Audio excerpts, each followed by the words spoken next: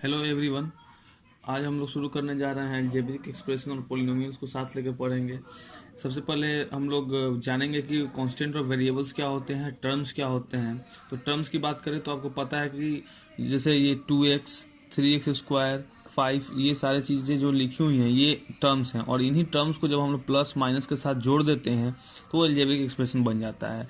अब इस टर्म्स में आप देख रहे हैं कि यहाँ पे 2x लिखा हुआ है, ये 3x स्क्वायर है और ये 5 है। तो ये अलग अलग टर्म्स हैं। तो इसमें ये 2x जो है, इसमें 2x का मतलब क्या है? 2x के मतलब को अगर हम लोग समझना चाहें तो ऐसे हम लोग समझते हैं कि जो इसका जो न्यूमेरिकल पार्ट है उसको हम लोग कांस्टेंट बोलेंगे, और जो अल्फाबेटिकल पार्ट है उसको हम लोग वेरिएबल्स बोलेंगे। अब आप कहें इसकी कांस्टेंट न्यूमेरिकल पार्ट क्या है, वेरिएबल्स क्या है, तो आप यहाँ पे देख सकते हैं कि यहाँ पर जैसे 2x, 2x में 2 जो है वो आपका न्यूमेरिक फॉर्म में है, नंबर है, नंबर पार्ट है, इसलिए ये आपका क्या कहलाएगा? कांस्टेंट कहलाएगा। और x जो है वो अल्फाबेटिकल टर्म है, इसलिए ये क्या कहलाएगा? वेरिएबल कहलाएगा। उसी तरीके से अगर हम 3x स्क्वायर की बात करें तो 3x स्क्वायर में आपका 3x स्क्वायर में 3 जो होगा, 3 जो होगा वो आपका कांस्टेंट होगा, एक्स स्क्वायर जो होगा वो वेरिएबल होगा। उसी तरीके से अगर एक्स क्यूब की एक अगर मैं एक टर्म एक्स क्यूब लूँ तो एक्स क्यूब में इसके आगे तो कुछ नहीं है, तो इसके आगे हम लोग मानते हैं कि इसके आगे क्या है? 1 है, तो इसलिए इसका कांस्टेंट टर्म 1 हो जाएगा और वेरिएबल टर्म एक्स क्यूब हो जाएगा। अब अगर हम बात करें कोएफिशिएंट की, तो कोएफिशिएंट जो कांस्टेंट टर्म जो होता है, जो न्यूमेरिक पार्ट होता है, उसी को हम लोग कोएफिशिएंट भी बोलते हैं। जैसे अब आप देख सकते हैं इसमें 2x में x के आगे 2 है, तो x जो वेरिएबल है इसका कोफिशिएंट 2 होगा। इट मीन्स कि अगर आप जिस न्यूमेरिक पार्ट जो होता है वही आपका क्या होता है? कांस्टेंट होता है, और उसी को हम लोग कोफिशिएंट कहते हैं, उस वेरिएबल का। तो so the coefficient of x is 2। इसमें अगर बात करें तो coefficient of x square is 3, क्योंकि एक्स स्क्वायर के आगे 3 है। कोफिशिएंट ऑफ, अगर मैं एक्स क्यूब की बात करता हूँ तो कोफिशिएंट ऑफ एक्स क्यूब इसके आगे तो कुछ नहीं दिख रहा है लेकिन 1 है, so coefficient of X cube is 1। और अगर मान लीजिए कहीं माइनस एक्स लिखा हुआ है तो एक्स के आगे कुछ नहीं है यानी कि 1 है, और माइनस है इसलिए इसका कोफिशिएंट -1 हो जाएगा, यानी कांस्टेंट यहाँ पे -1 होगा। तो ये है आपका कि कांस्टेंट क्या होता है, वेरिएबल क्या होता है, कोफिशिएंट कैसे क्या होते हैं, कोफिशिएंट को कैसे पहचाने, ये सारी चीज़ों को हम लोग इसमें देख रहे हैं। अब हम लोग बात करेंगे, आगे हम लोग बात करेंगे कि आपके अलजेब्रिक एक्सप्रेशंस क्या होते हैं, आप पोलिनोमियल्स क्या होते हैं। उसको पढ़ने के बाद हम लोग इन सारी चीज़ों को देखेंगे। अभी बस हम लोग को यहाँ तक ही जानना है। इसके आगे हम लोग जानेंगे कि अलजेब्रिक एक्सप्रेशन क्या है और फिर पोलिनोमियल्स क्या होते हैं। आप देखिए अलजेब्रिक एक्सप्रेशन का डिफिनीशन क्या लिखा हुआ है। अलजेब्रिक एक्सप्रेशन डिफिनीशन है a combination of constant and variables connected by some और all of the operations is known as an algebraic expression. क्या मीनिंग हुआ इसका? कहता है कि आप कांस्टेंट और वेरिएबल्स का कॉम्बिनेशन लीजिए और उन सभी को किससे कनेक्ट कीजिए? उन सभी को कनेक्ट करिए आप मैथमेटिकल ऑपरेशन से। मैथमेटिकल ऑपरेशंस क्या होते हैं? मैथमेटिकल ऑपरेशंस का मतलब होता है प्लस, माइनस, मल्टीप्लाई, डिवाइड। ये जो मैंने यहाँ पे आप देख सकते हैं जो ये ऑपरेशंस हैं, ये ऑपरेशंस का मतलब क्या है? ऑपरेशंस का मतलब है कि आप उनको किसी भी प्लस माइनस के साइन से आप ज्वाइन कर सकते हैं। तो इस तरीके से हम लोग अलजेब्रिक एक्सप्रेशन बना सकते हैं। आप अगर मान लीजिए कोई टर्म लेते हैं, जैसे कि आपने टर्म लिया 2x स्क्वायर, 3x, 5, ये 3 टर्म्स मैंने ले लिया है। अगर इन तीनों टर्म्स को मैं जोड़ दूं ऐसे 2x स्क्वायर -3x + 5, तो अब क्या देख रहे हैं यहाँ पे कांस्टेंट और वेरिएबल में देखिए 2 और x स्क्वायर के बीच क्या हो रहा है? कुछ साइन नहीं है, नहीं मल्टीप्लाई हो रहा है। 3x के बीच मल्टीप्लाई हो रहा है। फिर ये जो टर्म आपका है, ये टर्म इस वाले टर्म से माइनस के साथ जुड़ा हुआ है, ये वाला टर्म इस टर्म से प्लस के साथ जुड़ा हुआ है। तो ये बन गया आपका एक अलजेब्रिक एक्सप्रेशन। इसी को डिफिनेशन में कहा कि combination of constant and variables connected by some और all of the operations is known as an algebraic expression. इसी को हम लोग अलजेब्रिक एक्सप्रेशन कहेंगे। अब अगर मैं बात करता हूँ पोलिनोमियल्स की, तो पोलिनोमियल्स क्या होते हैं इसको बहुत समझने की जरूरत है, क्योंकि हम लोग को नेक्स्ट चैप्टर में भी जो अगर हम लोग का जो है उसमें हम लोग को पोलिनोमियल्स ही पढ़ना है सेकेंड चैप्टर में। तो पोलिनोमियल्स क्या होते हैं, अगर इस पे हम लोग डिस्कस करें तो पोलिनोमियल्स को डिफाइन किया कि एन अलजेब्रिक एक्सप्रेशन। पोलिनोमियल क्या है? एक अलजेब्रिक एक्सप्रेशन ही है in which the variables, an algebraic expression in which the variables involved have only non-negative integral power. This is the one of the most important thing. Non-negative integral power. आपको ये समझने की सबसे ज्यादा जरूरत है कि वैसा अलजेब्रिक एक्सप्रेशन जिसमें वेरिएबल्स जो हैं उनका जो पावर होना चाहिए वो नॉन निगेटिव इंटीग्रल होना चाहिए। अब आप बोलेंगे सर इंटीग्रल क्या होता है, इंटीग्रल को कैसे समझेंगे? तो इंटीग्रल को समझने के लिए हम लोग क्या करेंगे, जैसे देखिए इंटीजर्स होते क्या हैं। तो अगर आप डिफिनेशन देखें तो इंटीजर्स का मतलब होता है natural number, whole number, natural number and the negative of the natural number along with the zero. मतलब कि आप नेचुरल नंबर क्या होता है, काउंटिंग नंबर होता है 1 2 3 4 5 6 इनफाइनाइट तक, उसका नेगेटिव -1 -2 -3 नेगेटिव इनफाइनाइट तक, और साथ में जीरो। इन सभी के कॉम्बिनेशन को ही हम लोग क्या कहते हैं, इन सभी के कॉम्बिनेशन को ही हम लोग कहते हैं इंटीजर्स। अब इंटीजर्स को आप देख सकते हैं, इसको नंबर लाइन से समझ सकते हैं कि बीच में जीरो को इस साइड बढ़ेंगे पॉजिटिव नेचुरल नंबर, इस साइड बढ़ेंगे तो नेगेटिव नेचुरल नंबर। तो ये है हमारा इंटीजर्स। यानी और ये आपको क्या बोला कि आपको जो पावर रखना है अलजेब्रिक एक्सप्रेशन का, उसका पावर होना चाहिए नॉन निगेटिव। मतलब इंटीजर्स तो निगेटिव भी होते हैं पॉजिटिव भी होते हैं, लेकिन आपको कौन सा लेना है, केवल आपको लेना है पॉजिटिव इंटीजर्स, आपको निगेटिव इंटीजर्स नहीं लेना है। यानी आप कह सकते हैं कि आपको केवल नेचुरल नंबर्स ही लेने हैं। नॉन निगेटिव इंटीग्रल का मतलब क्या हो गया, ओनली नेचुरल नंबर्स। अब जैसे कुछ एग्जांपल देखिए पॉलिनोमियल के, x³ - 5x + 2। इसमें क्या है कि इसमें आप ये पॉलिनोमियल बिल्कुल पॉलिनोमियल है क्योंकि अलजेब्रिक एक्सप्रेशन भी है, और पॉलिनोमियल इसलिए है क्योंकि इसका पावर देखो, वेरिएबल का पावर, वेरिएबल x है, इसमें x वेरिएबल का पावर कितना है 3, जो कि एक नेचुरल नंबर है। इसका पावर कितना है 1, नेचुरल नंबर है। और आप नेचुरल नंबर भी कह सकते हैं। और जैसे मैंने कहा कि नॉन नेगेटिव इंटीग्रल पावर क्यों डिफिनेशन में लिखा, क्योंकि आपको होल नंबर में जीरो भी लेना है। तो फिर यहाँ पे देखिए, यहाँ पे कुछ नहीं है, यानी कि x का पावर 0 होगा। यहाँ पे ये देखते हैं ये पॉलिनोमियल है कि नहीं, y का पावर 2 है, ये √2y, y का पावर यहाँ पे 1 है, ये भी हो जाएगा। अब इसमें से चेक करते हैं कौन सा इसमें पॉलिनोमियल है और कौन पॉलिनोमियल नहीं है। फॉर एग्जाम्पल लेते हैं 40² + 1/60 + 2√3। तो ये है कि नहीं पॉलिनोमियल, बिल्कुल है, क्योंकि यहाँ पे t का पावर 2, t का पावर 1 और यहाँ पे तो कुछ नहीं है, यानी कि ये भी होगा। ये है कि नहीं पॉलिनोमियल, 2√x। अब देखिए x का पावर यहाँ पे कितना है, तो जब भी रूट लग जाए मतलब कि x का पावर 1/2, यानी आप ये समझ लें कि वेरिएबल्स कभी भी रूट में हो तो आपको उसको पॉलिनोमियल नहीं मानना है। आप ऐसे याद रख सकते हैं कि कब पॉलिनोमियल नहीं होगा, तो जब आपके कोई भी वेरिएबल, जरूरी नहीं है कि शुरुआत वाला ही, कोई भी वेरिएबल अगर रूट के अंदर चला जाए तो वो आपका पॉलिनोमियल में नहीं आएगा, इसलिए ये पॉलिनोमियल नहीं होगा। अब आप बात करते हैं √3y + 4, ये होगा क्या, नहीं होगा कि रूट के अंदर चला गया, नहीं होगा। जेड, यहाँ पे जेड है, यानी कि जेड का पावर कितना है, जेड का पावर 1 है।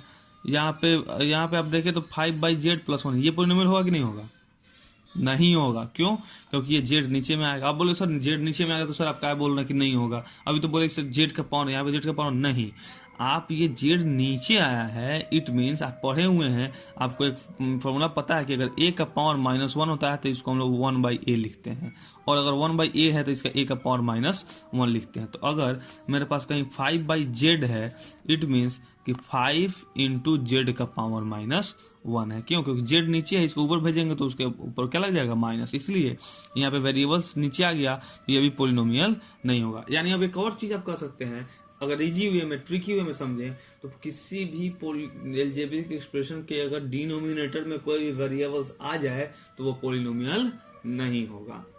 नेक्स्ट देखते हैं कि पॉलिनोमियल है कि नहीं।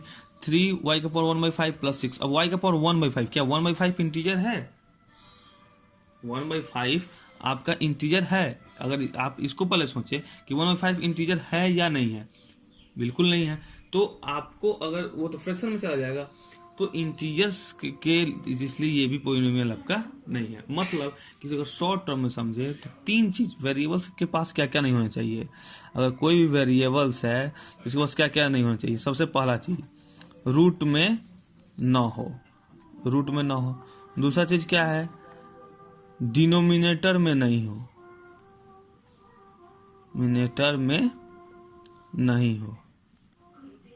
और तीसरा इंपॉर्टेंट चीज आपको क्या समझना है कि वेरिएबल्स का पावर निगेटिव नहीं हो, चौथा पावर फ्रैक्शन में नहीं हो। और इन्हीं सब को मैंने डिफिनीशन में शॉर्ट फॉर्म में लिखा कि वो केवल क्या हो, नॉन निगेटिव इंटीग्रल पावर्स, इसीलिए मैंने इसको लिखा। और आप यहाँ पे अब आप ऐसे भी देख सकते हैं, वेरिएबल्स रूट में ना हो, डिनोमिनेटर में नहीं हो, वेरिएबल्स का पावर निगेटिव नहीं होना चाहिए, वेरिएबल्स का पावर फ्रैक्शन में नहीं होना चाहिए। तो ये है आपको पोलिनोमियल्स को पहचानने का तरीका। तो पोलिनोमियल को आप कैसे पहचानेंगे, पोलिनोमियल का डेफिनेशन कैसे देंगे, अलजेब्रिक एक्सप्रेशन क्या है, कांस्टेंट क्या होता है, वेरिएबल क्या होता है, कोफिशिएंट क्या होता है, ये सभी चीजों को हम लोग जान लिए। अब हम लोग इस पे एग्जांपल्स देखेंगे और कुछ कॉन्सेप्ट्स को देखेंगे। एग्जांपल्स देखने से पहले हम लोग कुछ और इसके पोलिनोमियल्स के बारे में जानेंगे। जैसे पोलिनोमियल्स के टाइप्स को समझेंगे, मोनोमियल क्या होता है, बाइनोमियल क्या होता है, ट्राइनोमियल क्या होता है, पोलिनोमियल क्या होता है। तो अब इसके लिए हम लोग जानेंगे कि मोनोमियल को कहता है कि वैसा पोलिनोमियल जिसमें केवल एक टर्म हो, वो क्या होगा, मोनोमियल होगा। जैसे केवल 2x, अब ये नहीं सोचना कि सर ये टर्म हो गया कि नहीं, ये 2x एक ही है, तो ये एक टर्म है। केवल 3 लिख दे, केवल 3 लिख दिया, तो ये भी आपका क्या हो जाएगा, एक ही टर्म है ना भाई, तो ये मोनोमियल हो जाएगा। केवल x का पावर 4, ये भी आपका मोनोमियल हो जाएगा। आपको लिख दे 3x³, ये भी मोनोमियल, क्योंकि एक टर्म कितने हैं, एक ही टर्म। तो जब भी एक टर्म होगा तो वो क्या होगा, मोनोमियल होगा।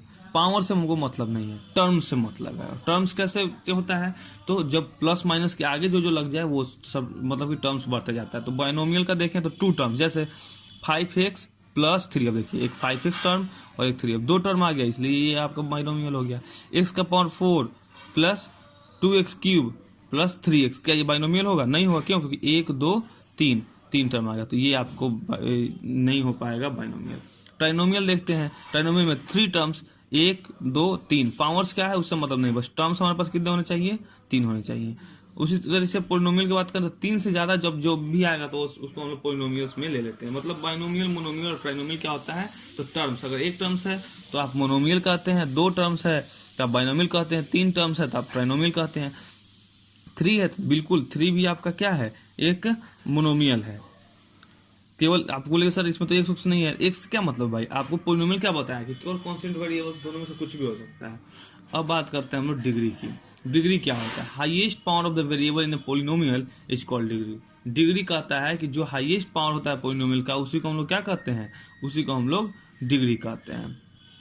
अब आप डिग्री को समझ लिए। डिग्री को जैसे एग्जांपल लेते हैं 5x² + 3x + 4, तो इसमें आप देख सकते हैं कि x का सबसे बड़ा पावर क्या है, 2, इसलिए 2 is the highest power, so it's degree is 2, इसलिए इसका डिग्री 2 होगा। अगर किसी एग्जांपल में आपका हाईएस्ट पावर 5 है तो उसका डिग्री 5 होगा। अब डिग्री के आधार पर भी पोलिनोमियल्स के टाइप्स होते हैं। अगर डिग्री 1 है तो उसको हम लीनियर बोलेंगे। जैसे एग्जांपल 2x + 6, इसमें x का पावर कोई नहीं, कुछ नहीं है, मतलब 1 है। डिग्री अगर 2 हो, जैसे क्वाड्रेटिक इक्वेशन, क्वाड्रेटिक उसको बोलते हैं, उसमें क्या, जैसे x² + 3x + 5, आप देखिए इसका पावर कितना हो गया, 2। अब इसमें टर्म्स से हमको मतलब नहीं है, टर्म्स तो 3 है, तो अगर टर्म्स के आधार पर चेक करें तो 1 2 3, तो ये हो जाएगा हमको ट्राइनोमियल। लेकिन अगर डिग्री के आधार पर चेक करें तो ये हो जाएगा क्वाड्रेटिक। क्यों, क्योंकि इसका पावर 2 है। अगर पावर 3 हो जाएगा तो उसको हम लोग क्यूबिक बोलते हैं। जैसे आप x³, अब देखिए टर्म तो 2 ही है लेकिन पावर 3 है, तो पावर 3 है मतलब डिग्री 3 है, इसलिए हम इसको क्यूबिक पोलिनोमियल बोलेंगे। इसी तरीके से अगर हम लोग चाहें तो आप अगर डिग्री 4 है तो उसको हम लोग बाई क्वाड्रेटिक बोलेंगे, x का पावर 4 + 2x³ + 3, टर्म्स भी कितने भी हैं उससे मतलब नहीं, हाईएस्ट पावर मेरा कितना है, 4, मतलब डिग्री 4 हो गया, इसलिए बाई क्वाड्रेटिक। आप बोलिए सर अगर मान लीजिए केवल 3 लिखा रहे तो सर इसका डिग्री कितना होगा, तो अगर केवल 3 लिखा रहे तो इसका डिग्री आपको 0 होगा। क्यों, क्योंकि यहाँ पे तो x है ही नहीं, कोई भी x जरूरी नहीं x ही रहे, अगर कोई भी वेरिएबल हो सकता है, तो यहाँ पे कुछ है ही नहीं, इसलिए इसका डिग्री क्या हो जाएगा, इसका डिग्री आपको 0 हो जाएगा। इस तरीके से आप लोग टाइप्स ऑफ पॉलिनोमियल्स को समझ चुके होंगे, मुझे उम्मीद है। अब हम लोग इसके कुछ और कॉन्सेप्ट्स और एग्जांपल्स को देखते हैं। अभी आप लोगों ने जो देखा बाइनोमियल, मोनोमियल, ट्राइनोमियल, डिग्री के आधार पे, टर्म्स के आधार पर, ये इन सारे चीज़ों पे आपके फर्स्ट चैप्टर में इन्हीं सभी चीज़ों से आपको सॉल्यूशन करना है। आपको क्वेश्चंस होगा कि पोलिनोमियल्स को चेक करिए, डिग्री बताइए, कोफिशिएंट बताइए, ये सारा आप लोग कर लेंगे। अब हम लोग आते हैं एक नए चीज़ पे। जैसे पहला कहता है कि लेट पी एक्स बी ए पोलिनोमियल। अगर हम लोग किसी पोलिनोमियल को पी एक्स अगर मानते हैं, if p alpha is equal to 0 और उस x की जगह पे कोई नंबर रखने पे उसका वैल्यू 0 हो जाता है, then we say that alpha is a 0 of the polynomial px। तो हम लोग बोलेंगे कि वो जो अल्फा जो आप रखे वो उसका 0 होगा। So to find the 0 of a polynomial px means solving the equation px equal to 0। कहना मतलब क्या है कि अगर आपसे कोई कहे कि आप एक पोलिनोमियल को 0 के इक्वल करिए, सॉरी आप किसी पोलिनोमियल के जीरोज को निकालिए, तो आपको क्या करना होगा? आप पोलिनोमियल के जीरोज को कैसे निकालेंगे? आप पोलिनोमियल के जीरो निकालने के लिए जो आपको पोलिनोमियल दिया है उस पोलिनोमियल को आप 0 के इक्वल करेंगे। एग्जांपल देखते हैं। Find the 0 of the polynomial px equal to x minus 3। px equal to x minus 3 एक पोलिनोमियल दिया हुआ है, आपको इसका 0 निकालना है। क्या करिएगा आप? px को इक्वल कर दीजिएगा 0 के। वही बात मैंने ऊपर में लिखा है, to find the 0 of a polynomial px। अगर px का 0 निकालना है means solving the equation px equal to 0। इसलिए आपको जब 0 निकालना है तो आप px को किसके इक्वल कर दीजिए? 0 के इक्वल कर दीजिए। तो अब x माइनस 3 इक्वल टू 0, इधर माइनस में इधर जाके प्लस में x इक्वल टू 3, मेरा निकल गया 0। Q x equal to 3x plus 2, फिर आप इसको 0 के इक्वल कर दीजिए। आपका जो x का वैल्यू आता है वो प्लस 2 है, इधर आके माइनस 2, इधर 3x मल्टीप्लाई कर रहा है, इधर आके डिवाइड करेगा तो बाई 3 हो जाएगा। फिर एक p x is equal to a x, इसका 0 निकालना है। आप ए एक्स को 0 के इक्वल कर दीजिए, x is equal to 0 by A, आपका 0 आ गया। तो इस तरीके से हम लोग किसी भी पोलिनोमियल के 0 को निकाल सकते हैं। कैसे निकालना है? आपको बस उस पोलिनोमियल को 0 के इक्वल कर देना है। आपके ये जो ऊपर जो लिखा हुआ है इस पे आप चिंतित ना हो, इस चीज़ को मैं फिर आप याद है इसके पे एग्जांपल, एक कॉन्सेप्ट था इसलिए मैंने उसको ऊपर में लिख दिया है। अब देखिए आपको कुछ ऐसे क्वेश्चंस आएंगे जिसमें आपको पोलिनोमियल px दिया गया रहेगा और आपसे बोलेगा कि भाई p1 निकालो, p2 निकालो, p3 निकालो। इस पे हमने कुछ एग्जांपल्स को सॉल्व आउट किया है। जैसे एग्जांपल में आपको क्या दे दिया? px is equal to 2x minus 5x plus 4, find p2। अब देखिए p2 दे दिया। p2 क्या है? कुछ नहीं, बस जैसे यहाँ पे px है वैसे p2। इट मीन्स कि जो x था उसकी जगह पे आपको क्या रख देना है? 2। तो जब यहाँ पे x की जगह 2 रखिएगा तो इन सभी जगह पे x, जहाँ जहाँ x है उन सभी जगह पे आपको 2 रखना होगा। वहीं मैंने किया है, p2 is equal to px था, x की जगह 2 रख दिए। तो अब यहाँ पे भी x स्क्वायर है, तब यहाँ पे 2 का स्क्वायर, यहाँ पे केवल x है। 5 का मतलब क्या होता है? 5 into x. It means 5 into, और x की जगह पे क्या है? 2, तो 5 इंटू 2 प्लस 4। अब इसको आप सोल्व कर दीजिए, आपका आंसर आ गया 2, इसलिए p2 का वैल्यू कितना होगा? 2 होगा। वहीं अगर मान लीजिए कि आंसर 0 आता तो हम बोलते कि 2 जो है इसका एक सॉल्यूशन है।